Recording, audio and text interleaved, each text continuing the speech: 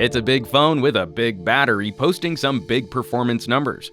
But how does the Mate 9 handle your audio? We've taken a look at this beast, or a listen rather, and it's time to share our results. The Huawei Mate 9 includes a 3.5mm headphone jack and, new for this year, stereo speakers which are orientation aware.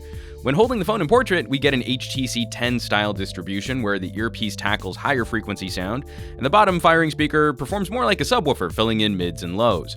Rotating the phone to landscape switches this to a more traditional stereo left and right channel distribution.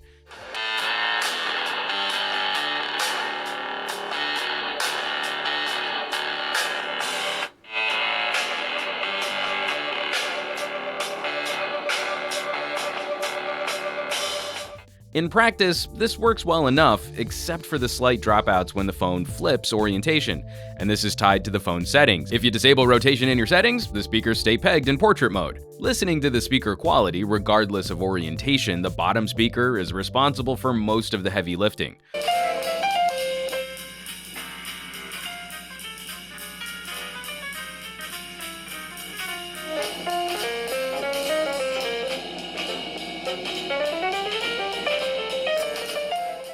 Overdriving the earpiece, highs tend to be a bit shrill at max volume. At more comfortable levels, especially arm's length from your face, the two work together well enough to create a sense of depth in your music, games, and videos. Personally, I was pleasantly surprised, not because the Mate has any hopes of unseating an HTC or the Axon 7, but because this was a noticeable improvement over previous Huawei's we've reviewed, the Nexus 6P excepted of course, and we're always happy to see progress. Now, the headphone report isn't quite so glowing. In fact, we have a new winner here for last place. Including a dedicated 3.5mm jack is still appreciated until we can all decide on a proper standard moving forward. But the Mate 9 posts some of the lowest performance numbers we've seen in any of our audio reviews, falling behind even the LG G5 with a higher noise floor and lower dynamic range. We're disappointed to also see truncated quality.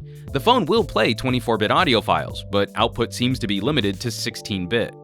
Worst of all, the big Mate 9 packs a small headphone amp. On consumer headphones or the EarPod-style buds which come with the phone, it's a fine experience.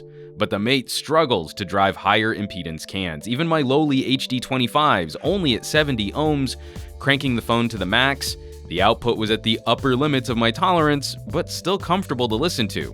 And to my ears, music was still somewhat on the dull side. The Huawei lost handily to our FiiO K1 DAC, a small USB audio device, but happily, the Mate 9 properly recognized the FiiO.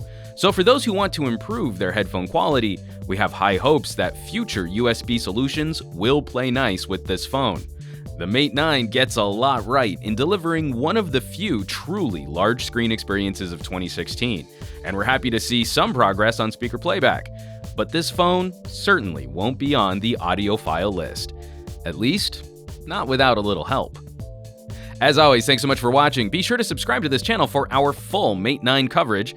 Be on the lookout for our real camera review so we can see some of the things this phone definitely gets right, and help us out with some sharing on your favorite social networks. For Pocketnow, I'm Juan Carlos Bagnell, some gadget guy on Twitter and Instagram, and I will catch you all on the next review.